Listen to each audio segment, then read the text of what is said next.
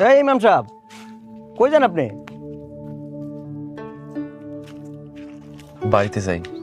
কি ব্যাপার ইমাম সাহেব, আজকে যে ঈদের নামাজের পরে আমার বাড়িতে আপনার দাওয়াত, সেটাকে আপনি ভুলে গেছেন? না না, ভুলি নাই। তো না বলে চলেন, সভাপতির বাড়িতে আমরা এক লগে খানাটা খাই। আজকা খানা খাইতে পারব না। ইমাম সাহেব, তাইলে কি আপনি আমার উপরে রাগ করছেন? না, রাগ করি নাই। তো রাগ না করলে সভাপতির বাড়িতে এক লগে খানা খামু, যাইতে চাইতেছেন না কেন? আসলে আমার বাড়িতে সবাই না খায় আছে, তা করে রাইখা খানা খাইতে পারব না। না খাই আছে মানে? আপনি কি 27 রোজাতে আপনার টাকা দিলাম, সেটা দিয়ে কি আপনি বাজার করেন নাই? আপনার 27 রমজানে যে হাদিয়া দিছেন, সেই 3000 টাকা দিয়া দোকানে সব বাকি পরিশোধ করে দিছি। আপনার আবার কিছু মনে করেন না, আমি আসি। আসসালামু আলাইকুম।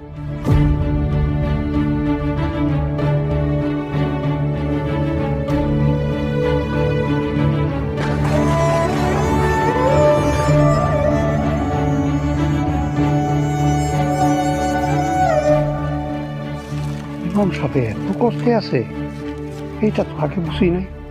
আসলে আমরা নামে মাত্র যে বেতন দেই, এই টাকা কি আর একটা সংসার চলে?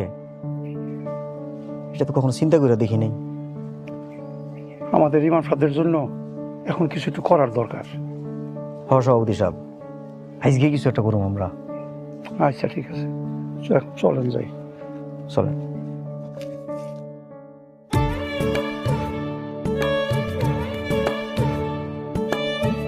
আব্বু এই যে আমার নতুন জামা।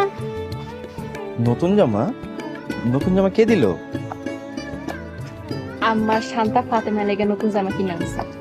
আম্মা আসসালামু আলাইকুম। ওয়ালাইকুম আসসালাম বাবা। আপনারা আমাদের বাড়িতে আইছেন, আমার কি যে খুশি লাগতেছে। সালমা, মা শান্তাকে নিয়ে ঘরে যাও, আমি বাজার নিয়ে আসি। আপনার কোথাও যাওয়া লাগবে না, আম্মা আসার সময় পোলার চাল আর মুরগি লয়ে এসেছিল, আমি রান্না করছি। চলেন ভিতরে, চলেন খাবেন। আম্মা, আপনি এত কষ্ট করে এসব আনতে গেলেন কেন? মায়ের আবার কষ্ট কিসের? তাছাড়া মানুষের বিপদ সারা জীবন থাকে না, একদিন না একদিন দিন বদলাই, তোমাকে দিনও বদলাইব। আমি দোয়া করি বাবা, তোমরা সুখী হও।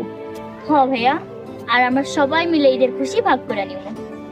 চলেন ভিতরে, চলেন খাবেন। আসেন।